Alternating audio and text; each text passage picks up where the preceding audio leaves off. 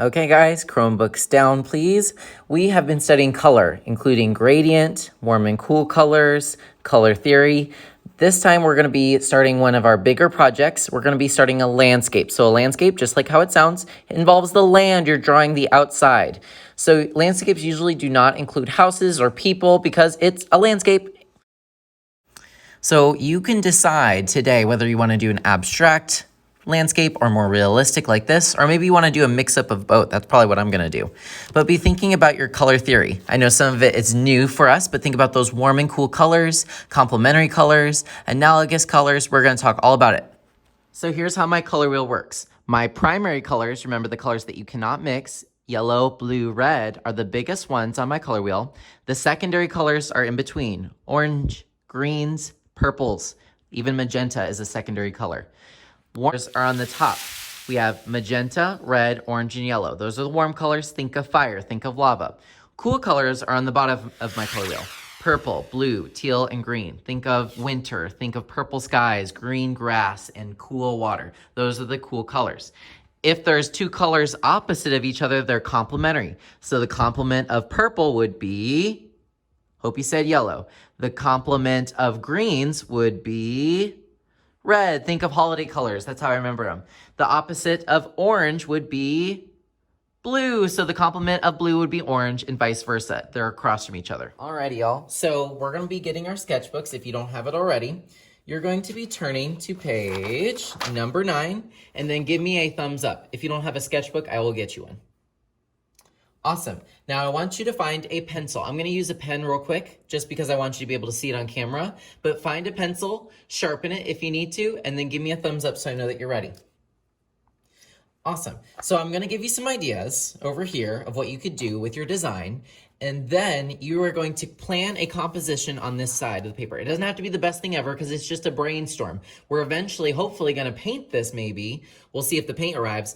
But we're going to plan it out first and then use this as a sketch to plan our awesome drawing. So I'm going to give you some ideas of what you could include in your landscape. Give me a thumbs up when you have your pencil. Awesome. So think about the horizon. We're going to write horizon. H-O-R-I-Z-O-N. Give me a thumbs up when you have horizon written. So the horizon is the line that separates the sky from the land. You don't have to copy me up here. I'm just giving you an example. So if I have like a mountain and an ocean, maybe, and I'll put some little wavies. So, you know, it's an ocean. The line right here is the horizon because it separates the sky from the land. So think about mountains. It could be hills. It could be flatlands. So go ahead and you're going to draw a couple different horizons right below it. So I can do some mountains, some like zigzag lines. That's why we had practicing all this time. I could do some rolling hills, or maybe my horizon is flat. Go ahead and just draw a couple different examples of a horizon and then give me a thumbs up. All right, let's also go to details, D-E-T-A-I-L-S. Go ahead and write details and then give me a thumbs up, please. All right, so obviously let's think of some details. A landscape would be nothing, would be just a desert without trees, but maybe it is a desert. Maybe there's like a little cactus. You could include one house, but if you start including a whole city, it's not a landscape anymore because there's less land. It would be called a cityscape. So think of some details. Could it be like a little road or, I don't know, bushes, maybe an animal too. Go ahead and just kind of come up with some itty bitty little details that you can include and give me a thumbs up. All right, next I want you to use your big boy, big girl words and we're gonna write texture. So texture is something you're gonna be using throughout art all the way to 5th grade and beyond.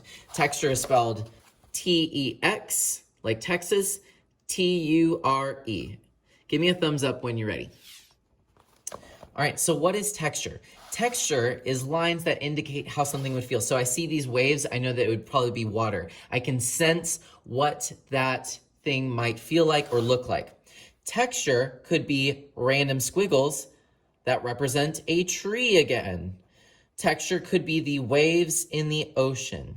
Texture could be the little blades of grass that make us know that this painting, if it were real, it would probably be a wonderful meadow to lay around in. Give me some random textures. It could even be rocks or something. Some random textures, and then give me a thumbs up. All right. So now we are looking at the page over here. If this page is already filled up with the drawing of yours, just find a different one. There's plenty in this journal. But you are going to use this as your sketch. And we're going to be separating the horizon. There's going to be a warm and cool on one side. And I'll go explain that. So on this side of your paper, you are going to plan your sketch. You have a choice right now. You can choose to have your sketch horizontal, so really wide, or you can choose it to go up and down. Make your choice and give me a thumbs up. All right. First thing you need to include is a horizon. Say horizon. Watch me first. I might do like a mountain. You don't have to. I'm going to do some rolling hills, and maybe it goes up again. That can be your horizon. You want to leave some space in the sky for maybe clouds or a sun, moon, whatever you decide, and also some space down here. You're splitting it in half with a horizon. Give me a thumbs up when you've chosen your horizon. All right. Now I want you to include a circle for either your moon or your sun. You do need to include the full circle this time. It'll make more sense once we get it down. You're gonna be like, wow, Mr. Whitfield, I don't like for this project when people do like half circles off the side. It just makes it really confusing for me when I grade this. So what I want you to do is choose somewhere in your sky where there's space and do a full circle. It doesn't have to be as big as mine, but this is going to be your sun or your moon. Give me a thumbs up when you're ready. Awesome. Now we're gonna do radial lines going outward. Where I'm gonna make, this project is gonna be a little bit rigid, which means there's gonna be some rules for it, but there's also gonna be a lot of creativity and licensing that I'm gonna give you. What you're gonna do is you're gonna do lines that go outward. So take that line, go all the way out until it hits the horizon. It's gonna be really confusing when it hits a mountain. Watch. So if it hits a mountain and there's space on the other side, I want you to go through that mountain. Basically pick up your pencil and go right back up where it would have left off. Do radial lines all the way around and then give me a thumbs up because I'm going to come by and check. Awesome. So now we're going to begin adding details and pattern. I want these mountains to look like there's snow on top. Maybe I want a river. Maybe I want some trees.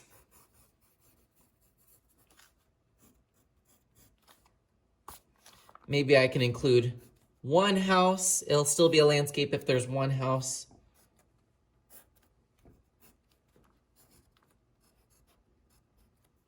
It needs something over here though. So I'm just gonna make it up. I'm gonna do some rolling hills and split it up into sections. This is gonna be important later because we're also gonna be using line for this project as well. Things can overlap like these trees.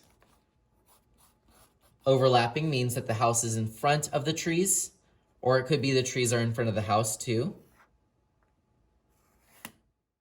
Just like in Minecraft, your landscape needs to have a biome. Could it be a desert? Could it be snow? Maybe it's a rainforest or just a normal forest. It can be mountains, it can be hills, it can be sand dunes. Don't forget things like cactus, or maybe there's a camel. Or maybe, you know what, you're on a totally different planet. It's totally up to you, but think about your biome and what details it would include. Now you can be crazy with this too. Maybe it's a Mars landscape, or maybe it's a desert. Instead of normal trees, you might want to do a desert. Go ahead and talk to a neighbor. What kind of biome do you want it to be? Once you have your sketch, you're welcome to add color. Next time, we're going to be doing our sky either warm or cool, and then our ground either warm or cool, and you can kind of switch it up. It does not have to be the best coloring ever, but I want you to plan out where your colors will be. Remember, planning using your warm and cool colors. So it doesn't have to look exactly the way you want it to look. Like I said, do it with pencil first, get in those details, add some textures, and then start adding color.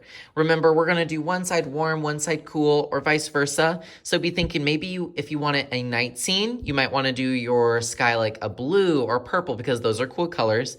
And then you could do your land warm, or you can be like me and you can do like a sunset and do warm colors in the sky and then cool colors like green and grass kind of colors with the blue on the bottom. So it's totally up to you, but take your time. Don't rush through this. If you do finish, show me. I want to see all the colors that you chose. And then of course you can go on and keep on decorating your sketchbook. Have a wonderful day, guys.